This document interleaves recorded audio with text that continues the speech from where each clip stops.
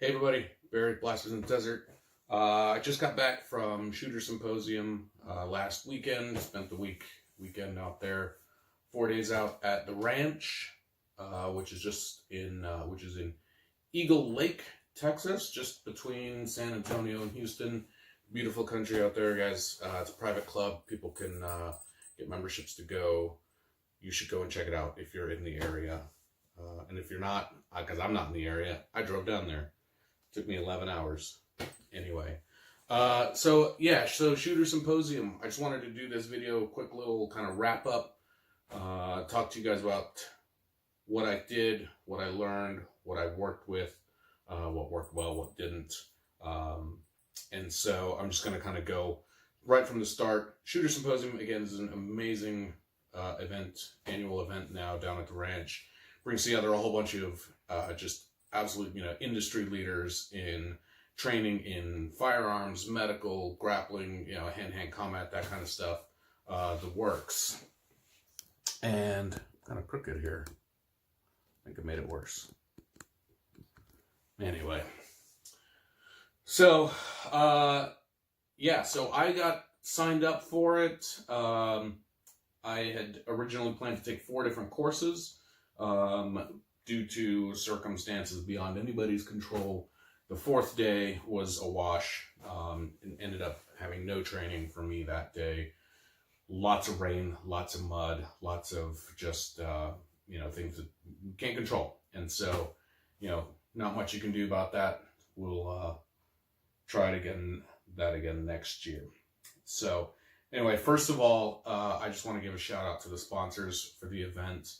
All the great companies that were there, that were involved. Surefire was the sort of like title sponsor. They were there. They had their banners and everything. So thanks a lot to Surefire. Surefire also gave away a ton of stuff for the competitions, the raffles.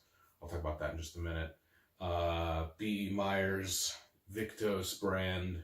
I got to try out some of their gloves. I liked them. They looked nice. They felt good. Vortex was there. Primary Arms was there, which I appreciate because raffle won me a little thing that I'll mention. Big Tex Outdoors, there. Ike representing, giving away all kinds of stuff. I got my Big Tex lid there. Great stuff. At the end of the weekend, this was the only thing I had that wasn't soaking wet because it had stayed in the truck all weekend. So first day and night of the event, safety brief, medical brief, talk about what's going to happen, where things are, where the ranges are, lunch, dinner, breakfast, all of that kind of stuff. And then had some competitions, had some bullseye competitions, some stuff like that, accuracy competitions. Winners for each of those were announced in the evening at the sort of little after dinner party. Basically what they did was they had a big table full of stuff. And first place got to take home 10 items from the table. Second place got 9 items, and it worked its way down. And they had a raffle for stuff. First prize, I know he took home. Top 10 all got a suppressor from Surefire. So again, Surefire, thanks a lot for that. They had Sons of Liberty Gunworks donated a rifle. There was some thermal optics that got donated. Surefire had a ton of lights, flashlights, weapon lights, all kinds of stuff. Primary Arms had a bunch of optics, things like that. Vortex, bunch of optics, scopes, some binoculars, stuff like that. There was also a bunch of stuff, free magazines, all kinds of amazing stuff. I mean, I can't even imagine. That spread must have been 50 grand. I don't know.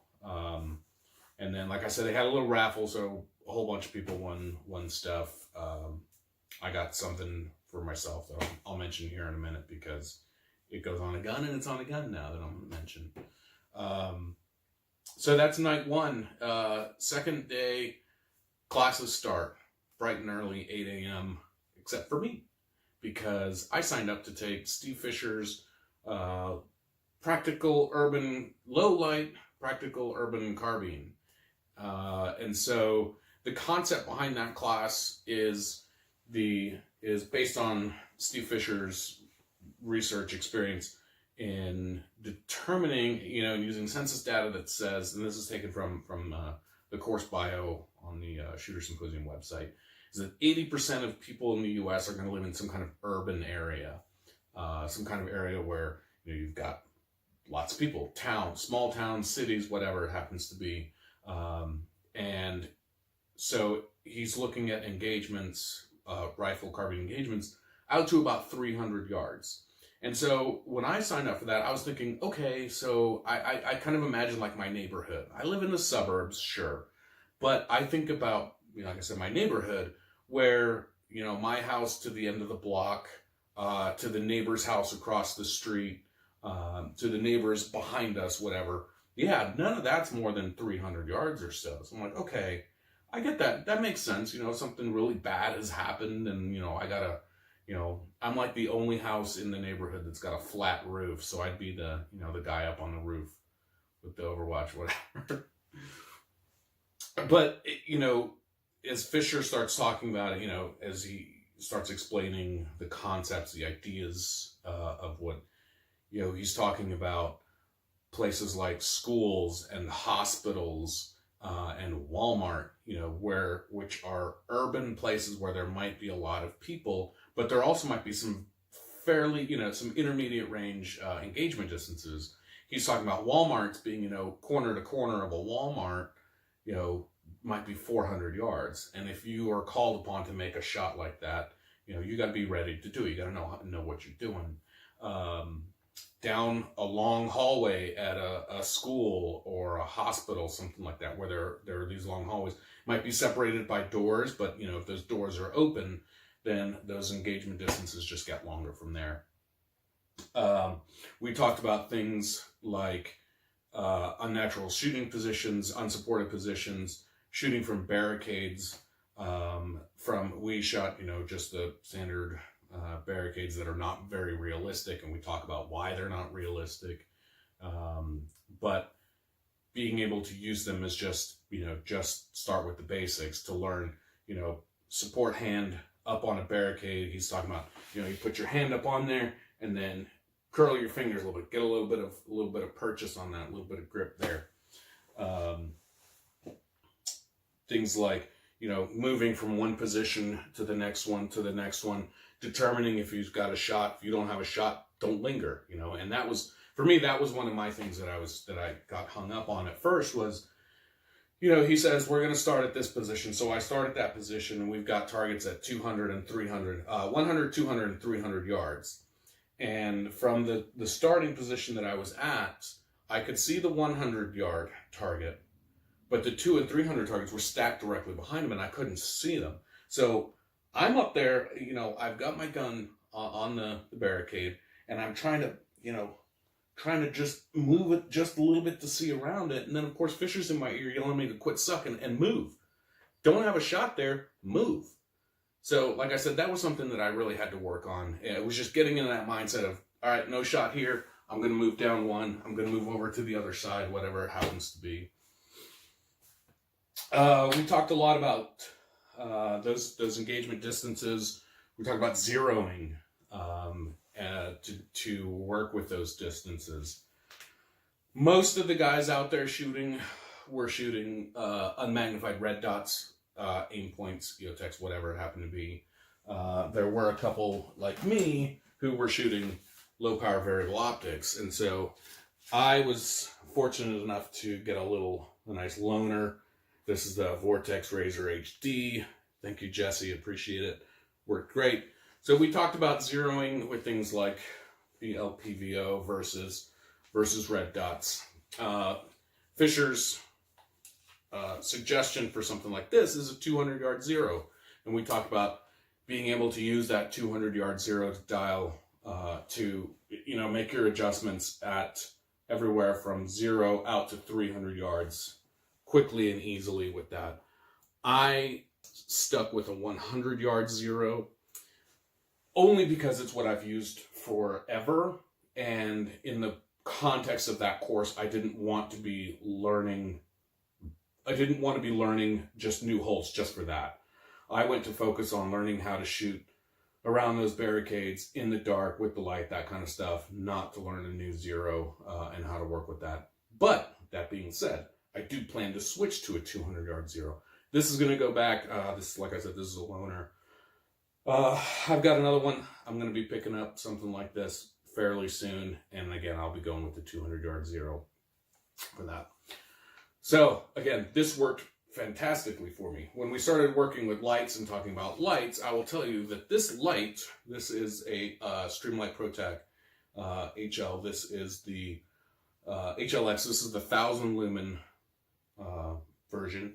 I do have it in a very nice cloud defensive setup here, the light control system there. And for the most part, it was working okay. The problem that I experienced was once we started shooting, recoil was moving this tail cap around and it would just work intermittently.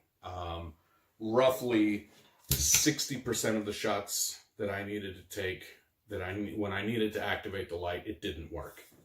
So, where does that leave me? Well, basically, I'm shopping for a new light.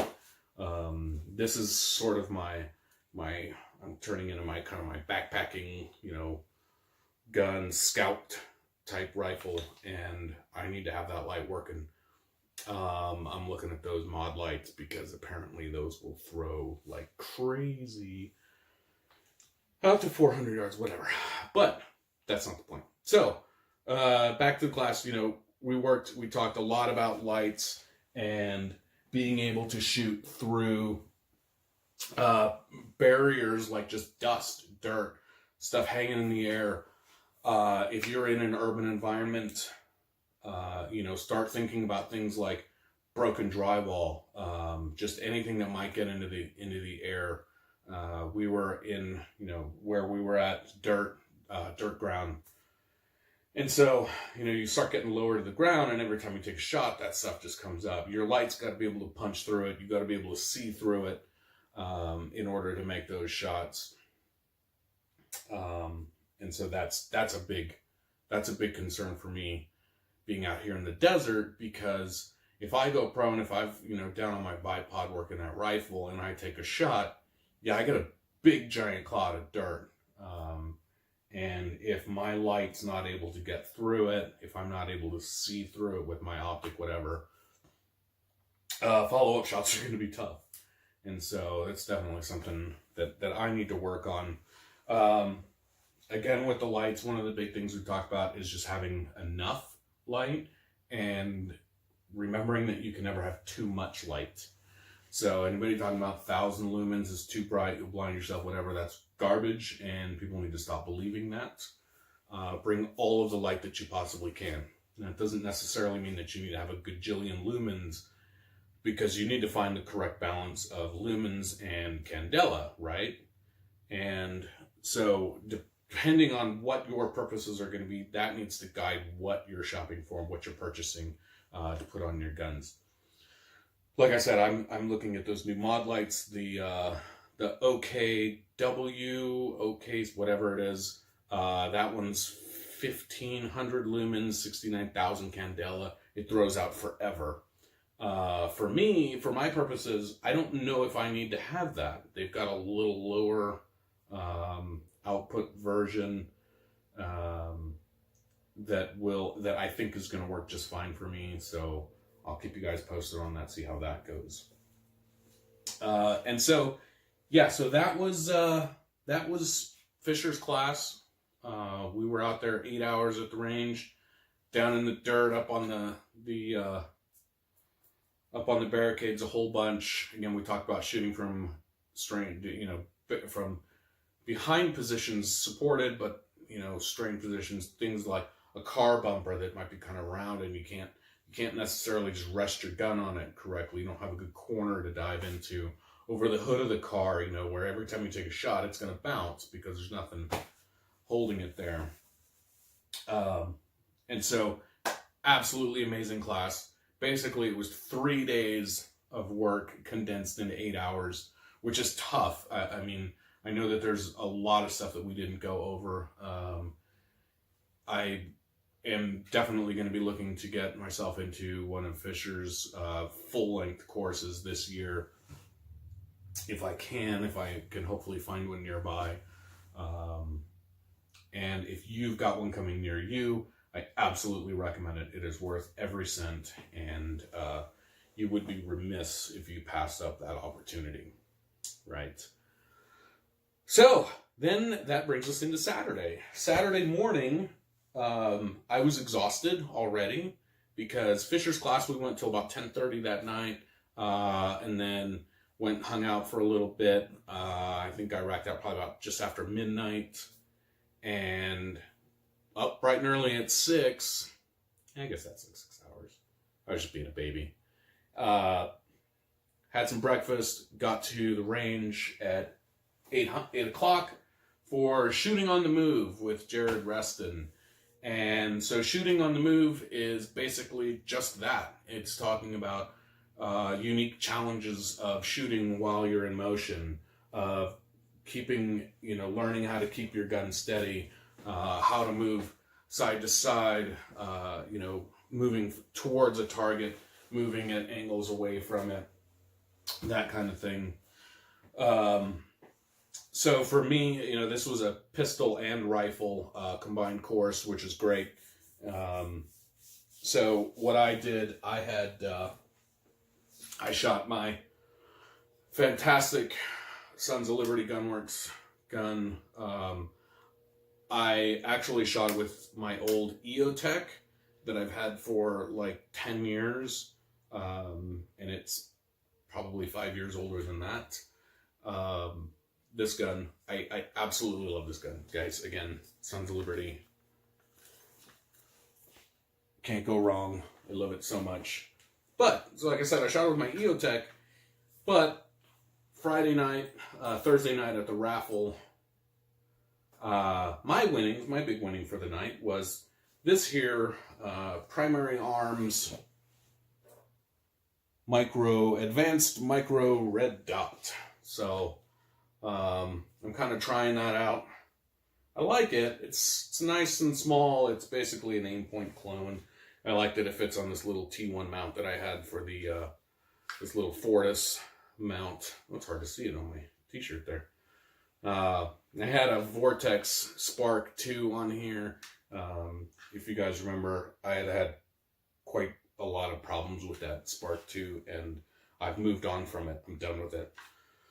It's going to get relegated to just like a backup little toy kind of thing. But anyway, so Primary Arms, I'm going to try that out. Anyway, so Shooting on the Move, again, we talked a lot about, shooting as you're moving sideways, moving towards a target, moving directly, focus on me, thank you, things like moving directly across versus at angles. The biggest things that he talked about were learning to keep a pace. So as you're moving, what you don't want to do is speed up and slow down, because every time you do that, that's causing you to, to move the gun around differently. Whereas keeping a solid, steady pace, the pace is the pace, as he says. You set that and you go. That allows you to determine to know, have a predictable path, know when you're going to be at your next position, know how much time you've got, know exactly where your reticle is going to be, where your optic's going to be, and where your shots are going to go as you move between those positions. Like I said, we did it with pistols and rifles. Pistols, we did some really great drills, warm-up drills, starting with with the circles. So you start with a little smaller circle, move back a bit, get a little larger circle, and move back.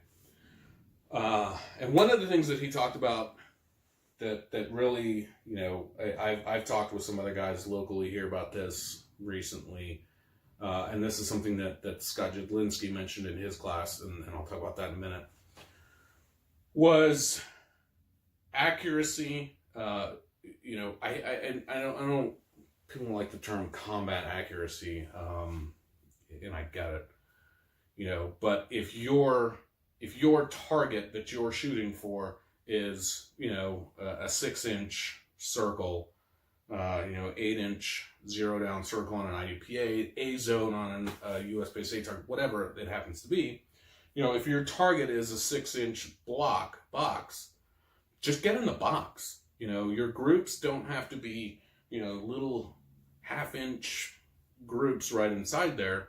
That doesn't do you any good. You don't score any better. Well, score having that versus 2 shots here.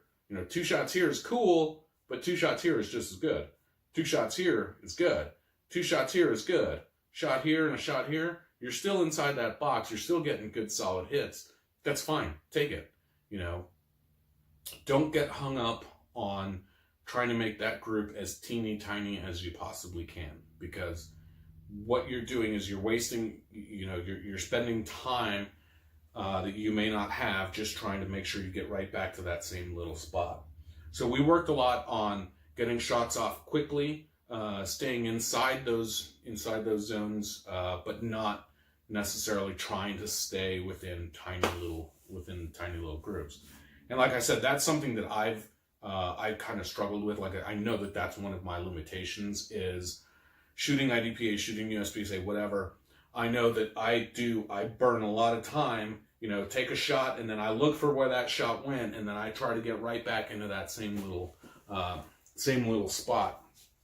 And from a practical standpoint, from a competition standpoint, I don't need to. Like, I just need to break myself of that habit. I need to get out of that mindset. So yeah, again, Reston, big things. Learning where you're moving. Starting where you're going. If you're working down a hallway, it might not just be you that's moving. Targets might be moving also. So we talk about like moving down a hallway and having someone running across. If you're, going down a hallway and there's a door on your left, you might need to, shoot as you come across it. So you might have a weird, timing where the target is kind of moving while you're moving also, and that just makes it doubly hard. But it can be done, and so that's what we want to get into working on. One of the best drills that we did with Jared Reston was one that he calls meet moves. And the concept there is that as you engage a target, a person, an animal, a living thing, something that is made of meat, I am awfully meaty, that target is going to move as you shoot it. So the idea of being able to shoot somebody and then shoot them again and shoot them again and shoot them again as they're standing in one spot just isn't realistic, right? So if I get shot, I might just start moving, might get pushed back a little sideways. I might move to move to my left. I might just start dropping straight down. Who knows? But the point is that as you're taking those shots and as that target starts moving, you need to move with it. So you need to be able to ready and know how to follow that target to the ground. And so he has this drill called meet moves. And the way it's set up is there are five targets. These are 5 IPSC targets. And they're basically set at different heights, kind of strange angles. The ones on the end might be, sticking out like that. And so what you do is you shoot, you might move left to right and you shoot left to right. So that's assuming you shoot the guy and then he starts falling this way. So as you come across, you shoot the far left target, then you come over and then you come over and you come over, and you just kind of work your way across as that target's moving. Phenomenal drill. Really good real world applications, practical applications of that. So, and again, it's really simple to set up. All you need is 5 targets. I think we set it all up in 2 stands, 3 stands. Super simple to set up. I'm looking forward to working on that quite a bit more, just in my own practices. So that's Reston. I've got my little notes here, so. And so then Saturday afternoon, Saturday finished up Reston, had some lunch, took a nap about 3 minutes. It didn't work. And then headed off to accelerated red dot pistol with Scott Jedlinski. And of course, as you guys know, I've been shooting this here little full-in special that it's Glock 19, fire for effect, did all of this framework, slide work, everything for me. Got the Trigicon, KKM barrel comp, whatever, Surefire, etc., etc. Thanks to Cerakote Southwest for a little backplate. I love that. Zev Magwell, and I mentioned the Magwell because I'm gonna talk about that in just a minute. So, accelerated red dot pistol again is it's basically a 2-day course condensed into like 4 hours. So there's a lot of really fast movement. Like we just move from one thing to the next. Zeroing. I had taken this gun into the shop basically for a tune-up to check springs and stuff like that before I went, because I figured, well, I'm going to shoot it a whole bunch. I hadn't really done all that stuff much. Had broken trigger spring, stuff like that. Got it fixed up, got everything put together, got the red dot mounted back on it, and didn't zero it. So when I got out there, it was about 1,000 clicks off. Fortunately, Jedi is a master. He basically took 2 shots, wrenched on it a little bit, and then it was set, good to go. So many thanks for that. Some of the things that we talked about, grip was my big takeaway, particularly support hand grip. And so one of the things that I have done with my grip is basically this gun is something clear just for reference, is my support hand grip. I've always gone with that, accelerator pad there. So I get my hand on there, get my thumb right there, thumb's going straight forward. And that was the first thing that got diagnosed as being kind of an issue for me, was that means I'm not getting the best possible grip. I got a lot of empty space back in the back here where my hand is not in contact with the frame. So the suggestion was, roll my hand all the way up, basically thumb up alongside the frame, up alongside the slide, not pressing on it, don't need to put any pressure on it, right? I'm not going to slow down. I've always been of the mindset that if I ride my thumb on there, I'm going to slow down the action, I'm going to cause problems. Tried it out, didn't. I'm fine. This is going to work. This is going to be good for me. So basically now I've got a lot more of my support hand on the grip, on the frame there. Thumb up on the slide. Again, not pressing on it, just kind of hanging out up there. And I get to have the gun out just like that. Now, I've shot a lot with my elbows not quite locked, but quite a ways out. And so one of the things that was suggested and that seemed to work pretty well for me was bringing them in just a tick, just a little bit, not a whole lot. So I went from about here to about here. And I did notice improvement almost right away. Like I said, I mentioned the Magwell because we talked a lot about grip and leverage. You want to have your grip as high up on the frame of the gun as you can. I like these large back straps for that. But down at the bottom, where my pinky is, I've got that Magwell. And so one of the things that Magwell can add for you is a pressure point, a leverage point downwards. And so, again, of course, as you're shooting, the gun naturally wants to come about like so. So having this leverage point to provide some downward pressure, it's a little ledge that you basically get to pull on. That's just naturally going to try to pull the gun down. So put plenty of pressure there with my firing hand, support hand pressing down on it. What I did notice a little bit was I was pulling the Magwell down and pinching my pinky in it. But I think that's just something I'll get over as I shoot more and more with it. I haven't had that Magwell too terribly long. I love it, though. It is the Zev Pro Magwell. Excuse me. So, again, things that we talked about in Jedi's class are things, this is a really practical class. designed for focus on me. Honestly, this thing. Not just competition shooters, but daily carry guys. I do, that's my daily gun.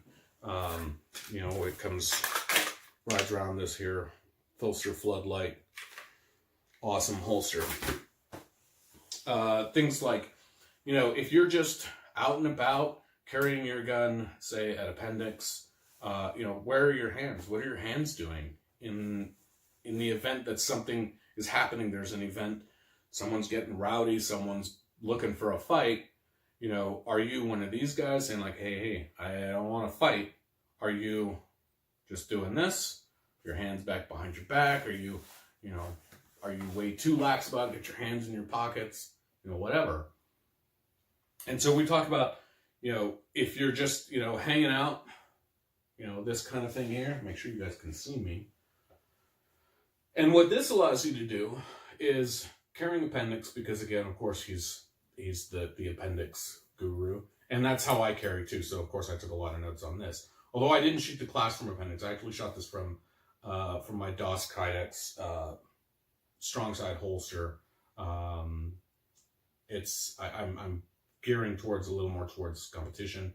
I do this, the appendix daily. I don't do a lot of work on that, so that's why I took the opportunity. Anyway, it's not the point. So, just kind of hanging out in your daily life, things are going on. Standing here like so, what that allows you to do is keep a little bit of a grip on your shirt there, right? So this is your covering up your gun. And if something does happen, you're already ready to, move that cover out of the way and get onto your gun.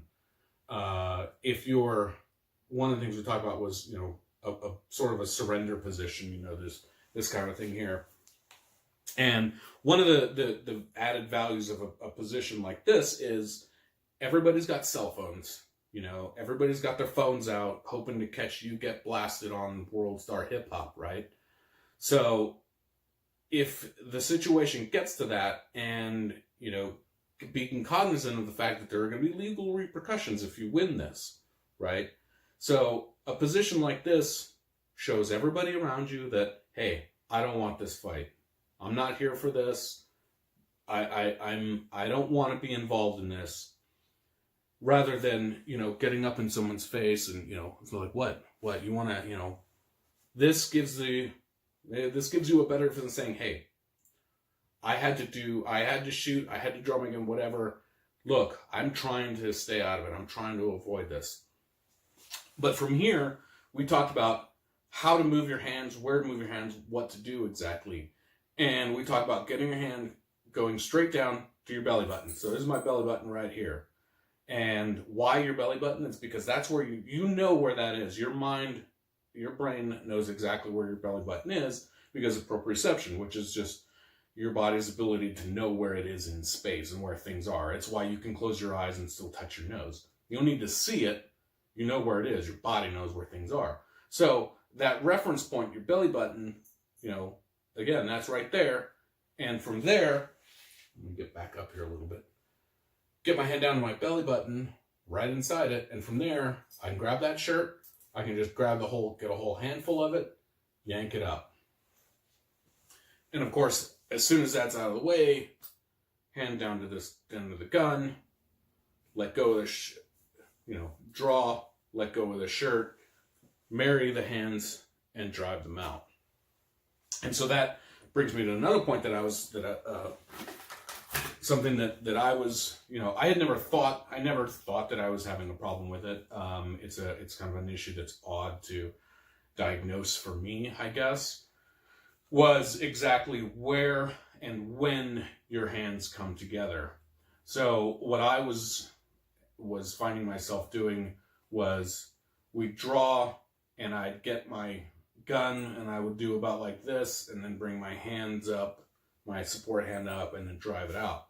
So basically the training and what I need to do is as soon as my gun hand goes down, support hand comes up and it's already waiting there for the gun so that I don't have to do this and hope that they come together out in space. Get my support hand up, ready to catch the gun, bring the gun up through the draw, grab onto it, press out. And again, this is not going all the way out, not extending the elbows all the way, coming in just a little bit. You hear my cats fighting? So like I said, one of the problems that I was having there was waiting too long and basically not getting my hands together until about here. And so what happens is this gun's coming to the side, basically got to catch it. And since it's coming further out before I was meeting it, I had to come back, and so I'm shooting left. Now, by meeting them, marrying them right up at the top, that keeps it straight all the way out. So again, that was something that was really big for me. We did talk about carry positions, like I said, and you guys probably all know, Scott Jedlinski's big appendix guy. We talk about straight line work versus angles. You know, this is quicker and more natural than this kind of thing and having to come around. Of course, you see guys, draw and come around the whole big rock, whatever it happens to be. And so appendix, like I said, I've been carrying appendix for, a year and a half, 2 years now, something like that. And it works for me. And again, one of the things that we talked about was getting shot sooner, not faster. And so what that means is basically being able to get the gun presented more quickly so that your shot can be sooner. You don't have to take shots faster. You just have to shoot sooner, right? So, he gives a little demonstration. He says, I've got, 2 shots in 1 second. And, Scott gets 2 shots in 1 second. Barry gets 2 shots in, 1.5 seconds. Well, that means that I'm a second and a half behind, or I'm a half a second behind him. If you're in a gunfight, a half a second is a year. I mean, that can make all the difference. So get those shots sooner. You don't have to break them faster necessarily, but you got to get everything completed from your draw, get your hands together, presented, and get that first shot sooner in order to win that. Another big thing, and I think this is probably the last thing that I'm going to talk about here, is people who shoot red dots, as you're first learning it, and I know because that was me. They end up, doing this thing, and then, all right, there's my dot right there. And that just takes time. That just takes up time that you maybe don't have. Like I said, getting to shoot sooner, you can't shoot sooner if you're taking all that time looking for your dot. And so we talk about, social engagement distances at 3 yards, 2 yards, 3 yards, 4 yards, whatever, up close shooting, which is where a lot of defensive shootings happen. I think, statistics will tell you that most defensive shootings happen within 3 yards. And so for those purposes, you don't even want to look for the dot, really. It's a waste of time. It's a waste of your energy to do that. So we talked about alternatives to that. We talked about basically just putting the back of your slide on the target. We talked about the framing of the target, the guillotine style. And so basically what that's going to be is as you come to bring the gun up, as soon as the target space is obscured by the back, as soon as your target is somewhere inside the frame of this window, you break those shots. They're going to be within that accuracy. We talk about that accuracy kind of leeway that you've got there. As soon as your back of your slide is covering up this spot, take that shot because you're probably going to be inside there. And then just go from there. Then you start making those determinations. I'm going to take more shots. Now do I have time to put the dot where it needs to go? My doing failure drills where I can break that first shot, in the center mass and then need to come up to the head, whatever it happens to be. So like I said, those are the big key takeaways. And one more thing, you know, I've been putting a lot of thought into, you know, doing some instruction of my own. People ask me all the time, like, I've got friends, I've got family, whatever, who are not gun folks, who want to learn just absolute basics of carrying and marksmanship, stuff like that. I'm not qualified to teach high-level stuff. Absolutely not. But I can teach, you know, teach basic stuff. And so we talked about what makes a good instructor. And this is something that really, you know, hit home for me. And, you know, he mentioned Magic Johnson. So Magic Johnson, of course, one of the best basketball players of all time. Just an absolute natural. Everything was super easy for him. When he became a coach, he was a disaster. He was horrible. He was just no good at it. And the reasoning, the reason that some people who can be really good at a thing but can't teach it is because when you try to start teaching those basics, if you are just so good that stuff is natural to you, it's hard to understand why other people might be struggling with it. It's hard to understand why someone else may not get a concept. And so it may be hard to teach them, to teach them how to work through that concept. You know, Magic Johnson can't, you know, if he can't teach a kid how to shoot free throws, you can't coach, right? It's a simple, basic thing like that. But if you're not able to instruct and teach people how to do that, then, you know, what are you doing? So like I said, I've been giving some thought to things like that. I've spoken with some other folks. And so something like that really hit home for me. And I said, well, heck, I'm not great. And so I understand all of that stuff. I understand all of those struggles because I've been through them all. And as this weekend, you know, demonstrated, I'm still experiencing some of those. I'm still working through those. I'm still learning new techniques for how to get through those, to get past those obstacles. So, like I said, the last day, rain, mud, all kinds of bad stuff going on. Just ended up not having my fourth class, which was supposed to be a concealed carry with low light with Mike Pannone. Fortunately, he's based out in Arizona, which isn't too far from here.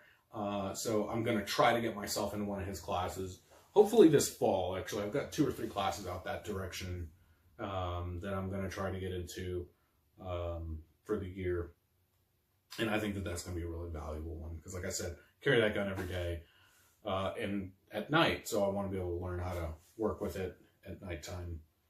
That Surefire light on my pistol worked fine. Need to put some new Loctite on the mounting screw. It's the X300UB that uses the screw. It came off during the class. String of fire, it just flew forward. Whatever, that's just a screw issue.